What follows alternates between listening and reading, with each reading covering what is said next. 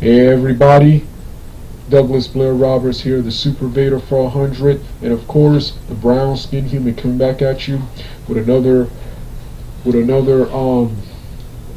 movie series review intro. My previous movie series review intro, whenever I uploaded to YouTube, for some odd reason, the newest, the Crush 40 upload of Sonic What I'm Made Of, their uploaded version for some odd reason has a copyright on it, and whenever I see, and the copyright is actually not a problem according to YouTube, but if I ever want to set this account up for monetization, it will be a problem. So I'm going to do a remade version using two non-copyrighted songs. Even though this is an intro for movie reviews and rants, the What I'm Made Of will from now on this channel will only be the outro, and I'll use one of the old school non-copyrighted uploads of Sonic What I'm Made Of. The intros will feature the Sonic Heroes theme, which I haven't used in a long time, and of course the iconic We Can that I use a lot now.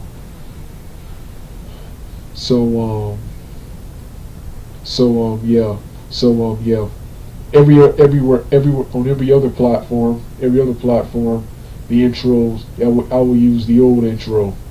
So with that being said, let's get started right now.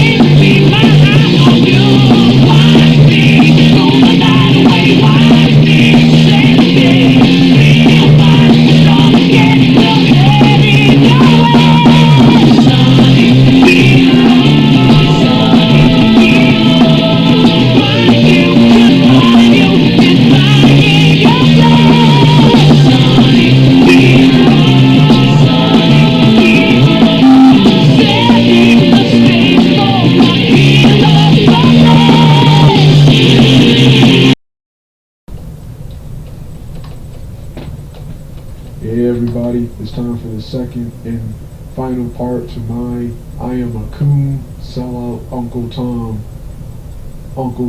rant remake. This was one of my more popular videos from either late 2018 or early 2019. But anyway, on all platforms, this was one of my most popular videos. This is my I Am a Coon Sellout Uncle Tom, and I decided since it's been 2 to 3 years since I made that video, it's now time for a remake, or it's now time for a remake and a remix.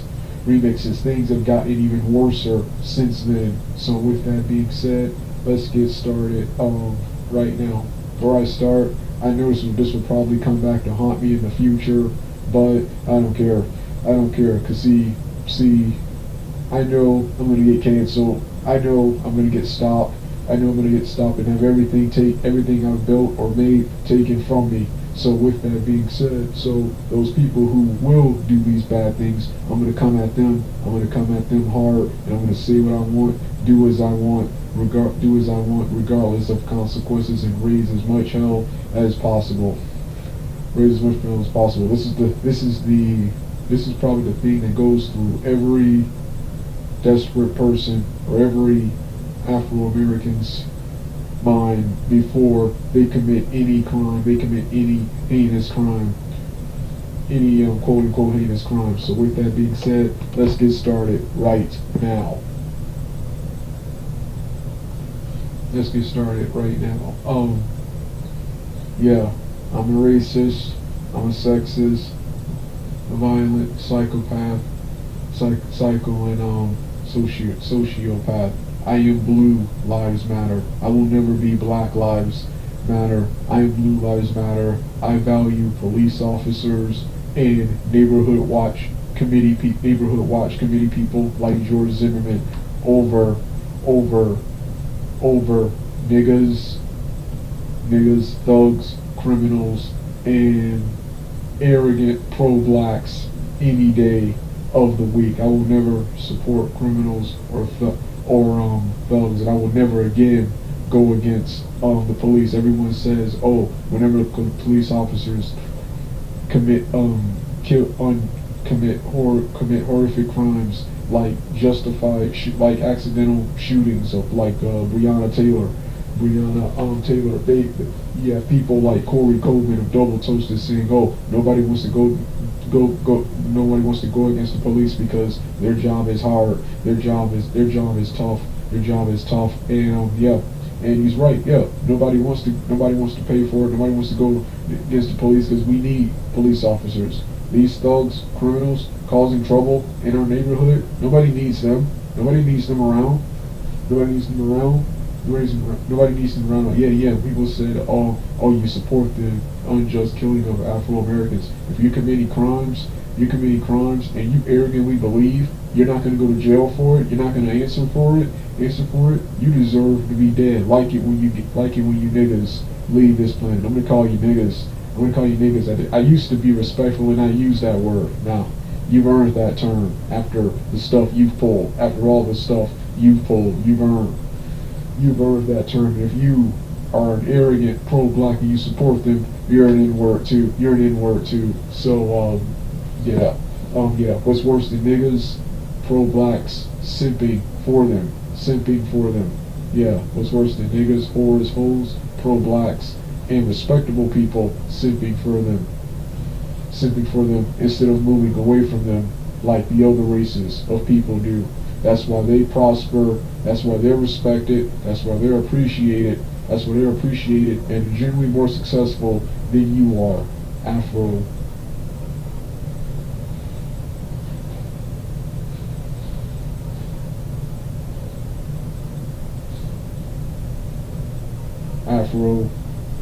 Americans. Yeah, by the way, when it comes to white people fearing people, nobody sweats you, nobody fears you, nobody sweats you, nobody fears you. You're not intimidating, you're not radicals, you're not intimidating, you're not tough, you're not radicals, you're not rebels, you're not any of that. You're the modern equivalent to slaves, peasants, and pussies. You scream pro-black, yet you do horrible things. You sabotage, do horrible things to other brown-based people. You kill people in your neighborhoods, or watch other brown people get killed, or hear about other brown people get killed, and say nothing. Oh, but God forbid, white person comes in, takes you out, you decide to go, you decide to make all this noise. You decide to go out, riot and loot in the streets, man. Riot, loot in the streets, tearing down the city. Then number one, here's the first problem of that. Number one, you have the audacity. Then you have the audacity to call upon that same evil white racist supremacist system to solve your criminal problem, like in the Baltimore and in one of the cities, George Floyd. One of the cities George Floyd riots took place at. You have the audacity to do that. With that, number one, before I continue, if you do something, you Afro Americans, I will never again respect you. I will always look down on you. Yeah, you bring it to yourselves, and you do it to yourselves. No other race does it towards you. You are the epitome of joke. You are the Cleveland Brown of races. After something like that, this is the difference between you and any other race. You support, defend, and excuse criminals. Then, when those criminals do stuff to you, then you call upon that same white supremacist system to call upon your criminal system. Then, when you go out and tear up criminal property, not only do you not apologize, but you don't even go after the people who committed the murder of this said person, or the so-called real white racists. You go after people. You tear up other brown people. You guys claim you're pro-black. You support you burn and tear down other brown people's places, and loot their stores. Then you got the unmitigated gall, the unmitigated audacity. Then you tear down white people who you have nothing to do with, who've never done anything to anyone. During the George Floyd riots, you burned down a homeless man's place.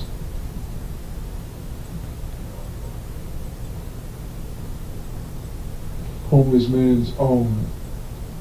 place, and if he wants to say, oh well, white people do this stuff, I don't care. I don't live with white people, and I don't deal with them when they become my problem. Let the other white people and the other races deal with them, and I will deal with them when they become my problem. I unfortunately live with you people.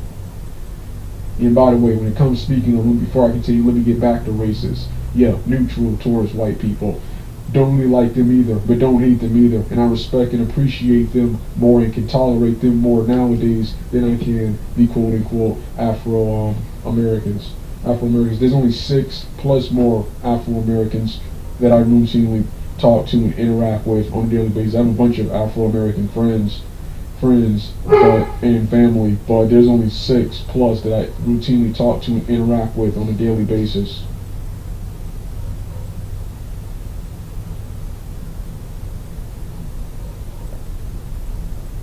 There's only 2 that I talk to and interact with on a quote-unquote daily basis. And even them, sometimes I can't hang out with them because of my animosity, hatred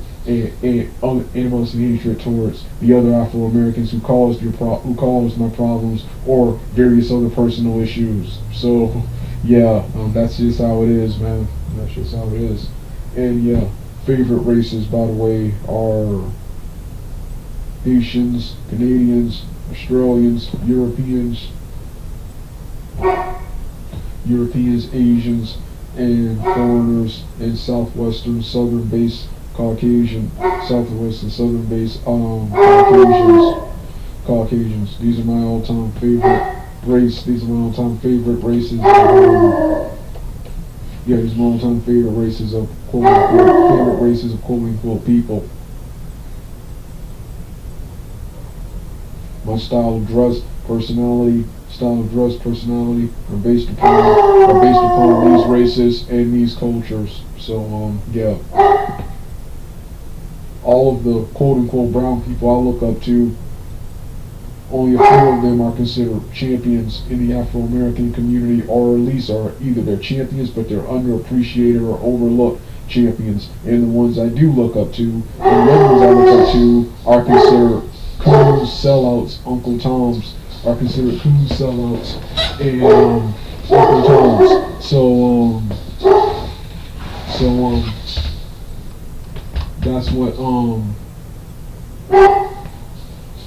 That's what this video is quote unquote about.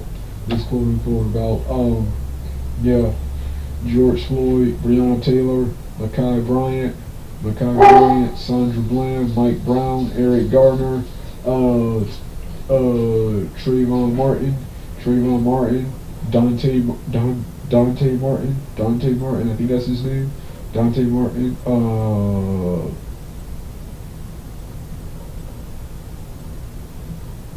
Dante Martin. I don't give a damn about any of these niggas, and I will continue to piss on their grave and disrespect them every chance I get. And people say I'll say it to their family's face. Oh, I will do that. Where is their face? I will happily say it to their face.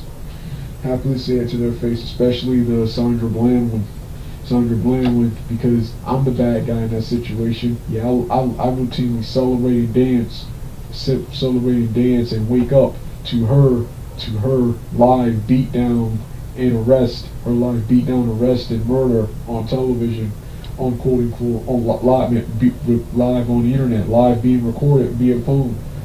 I routinely watch that every day to get psyched up, I'm the bad guy.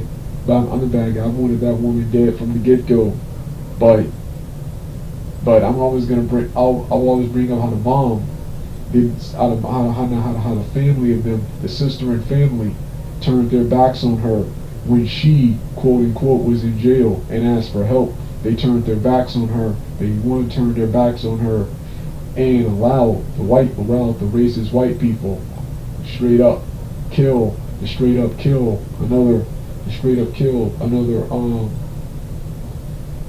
another so-called black queen. That woman will never be a queen in my book.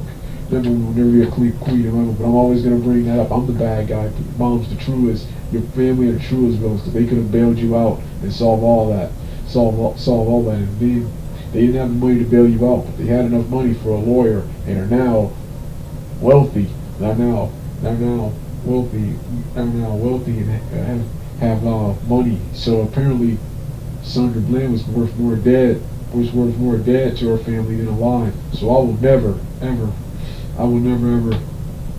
be respectful. And I will bring that up if they ever come at me. I will disrespect that woman every chance I get. And I will tell these parents these family members, they're even worse than their criminal daughters and childs for not teaching them the right way, and for not teaching them and allowing them to carry on as they did. So yeah, they're even bigger scum than the people who committed the crime. So yeah, I will disrespect them and tell them to their face that your child, your daughter, your son, he or she wasn't shit, man. Yeah. Oh yeah. So yeah. Then another reason. See, I used to be stupid, misguided, and be a stupid pro-black until and even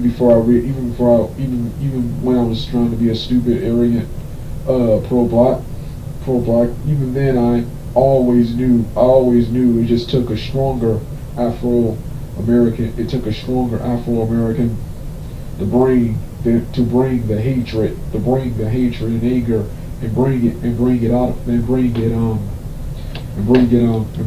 me, man.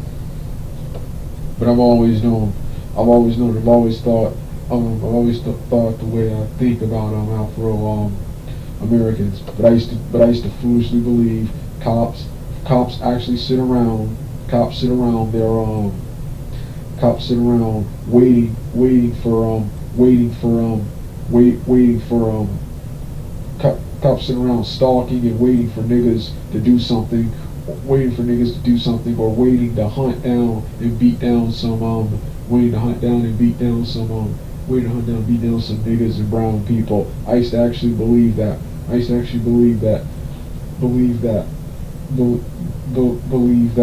nonsense. And then you have people, you have pro-black leaders and parents teaching their kids to resist arrest, disobey an officer,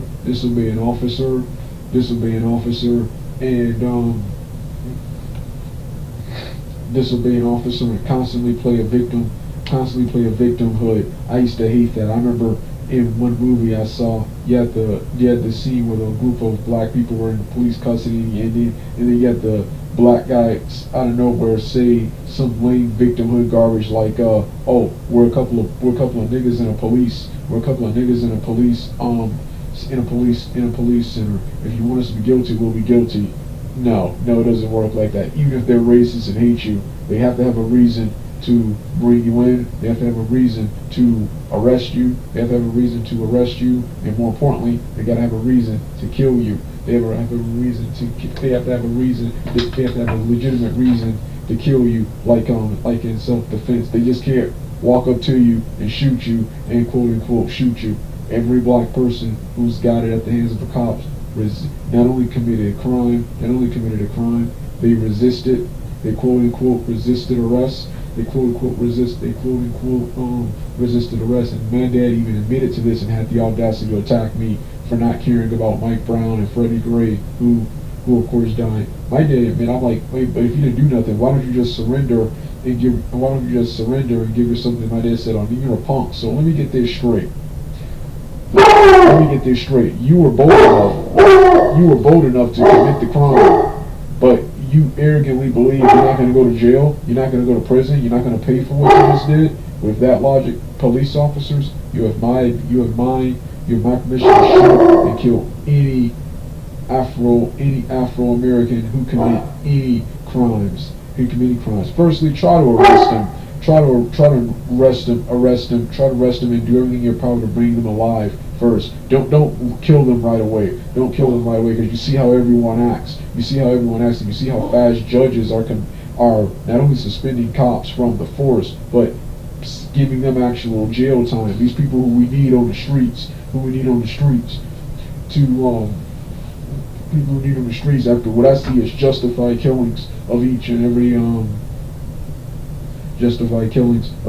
person. So do everything in your power to bring them in. But with that being said, if it comes down to a situation you have to kill them, they deserve it. Or if you're overzealous and you kill them anyway, they had it coming, they deserve it. So that's how it is, and people see it. And people call me a Coon Sellout, Uncle Tom. I've always been a Coon Sellout, Uncle Tom. I've always thought USOB sucked. Before I leave, now I'm going to talk about an even greater evil. See, during the presidential election, 2016 version, that's to be exact, I initially supported Hillary Clinton because I thought Donald Trump and his hatred and tirade towards illegal immigrants, that was a bigger story. Firstly, I wasn't going to vote for either one, but then my dad gave me a speech how someone sacrificed for me to have the right to vote. Wasn't going to vote, but it was two people I didn't like or care about running against each other.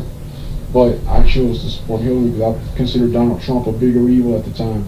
Not understanding that illegal immigrants BS, that has nothing to do with me. And then you see several years later, that's kind of just went away. You don't hear much about that anymore. Instead, I wasn't focusing on the real fight. The real fight wasn't the presidential election between Trump and Hillary Clinton. No. The real fight was this newest Me Too movement and the Bill Cosby rape allegations. That was the real fight. I could have sworn Bill Cosby was going to beat it. I could have sworn these women, I didn't believe for 1 second these women, I didn't believe that Cosby did anything to these women, did anything to these women, and if they did, and those women, in my opinion, should have back then should have got Bill Cosby, but they accepted hush money. And then several years later,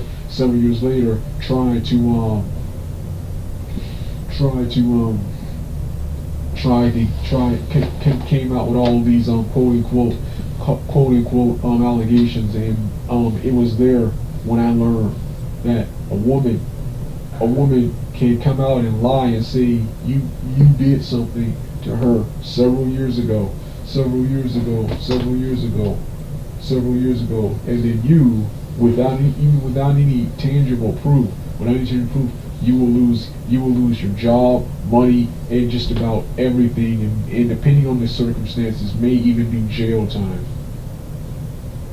Yeah, Me Too feminists, the Me Too feminist movements, these were a bigger and greater evil. You got these Afro-American females, ghetto Afro-American females with bad wigs, cosmetics and stuff, walking around in the street with their fists in the air, saying black power, black and brown power and stuff, black and brown power, but yet they put more men in jail and more men in hell with their quote unquote lies and bullshit. And there's no marches for men and quote unquote and more quote unquote in jail. And people saying, oh, why you show so much hatred towards Afro Americans? I hate the hatred and the racism Afro Americans show to white people and other races. White person calls you the N-word, oh, it's a problem. White person just say the wrong thing, that you like saying you didn't have a father, or he doesn't like dark-skinned women, oh, he loses his job, he's cancer, loses his job and stuff. But yeah, you can say all sorts of racist things. Roseanne Barr, she was removed from her sitcom, her creation, the Connors, her creation, because she said someone looked like one of those people, looked like an ape. Yet you got Wanda Skykes calling Trump an orangutan. So since you can be racist and hate white people for stuff that happened years ago and little stuff that happens now, I can be in my opinion myself. I can hate you for all the terrible things you've done in the past and you've done in the present stuff, like present or modern day stuff, present and modern day stuff, like Tawana Brawley, Tawana Brawley, Juanita Gibson, Brian Banks false rape accusation, and the Crystal Magna, Duke LaCrosse false rape accusations, and Bill Cosby stuff, and the Walter Lee Scott murder. Those all happened in recent times. The Walter Lee Scott, the cop who unjustifiably killed him when his wife sent him on child support. Who justifiably killed him. He's in jail. We got the cop. Did you see or do anything about the woman who put him on child support, forcing Walter Lee Scott to run for his life and encounter a jackass cop who thought just shooting and killing him instead of running or getting in your car and catching him was a much better idea. Then you got Sharon Osbourne and the host, The Talk. I think it's called The Talk, or the host or The Talk. That show where they were making fun, where they thought the guy who had his penis cut off and mutilated, they thought it was funny. Okay, so since genital mutilation, and you also hear women making jokes about men going to jail, going to prison, getting raped, shanked, and traumatized for life. So since that's funny, my opinion, men on women violence is happiness. Sandra Bland's live beatdown on television and arrest and murder is hilarious. Is quote unquote hilarious. You want to play that game? Yeah, you want to be a feminist? Yeah, meet the menace. Yeah, you hate feminists. You hate misogynist, I think, whatever misogynist, you hate misogynist, tough shit, and as always, come and do something about it. I have no problems. Unlike other men and males, I have no problems kicking your ass. I like kicking your ass even more, because you're loud, because you're weaker, yet you're louder, and walk around like you're tough when you're not. So I have no problems beating you down. There will be more videos. Like that. But yeah, I'm the proudest Coon Sellout Uncle Tom. And I talk longer than I wanted to. Now,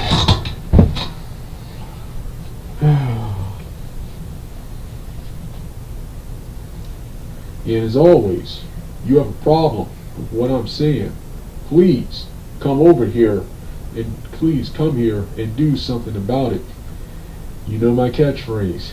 I am the one you call when you need your ass kicked. Call Douglas Blair Roberts, the Super Vader 400, the brown skinned human, the equalizer, and I will rearrange your jaw and correct what your forefathers and parents didn't do, and I will kick your ass.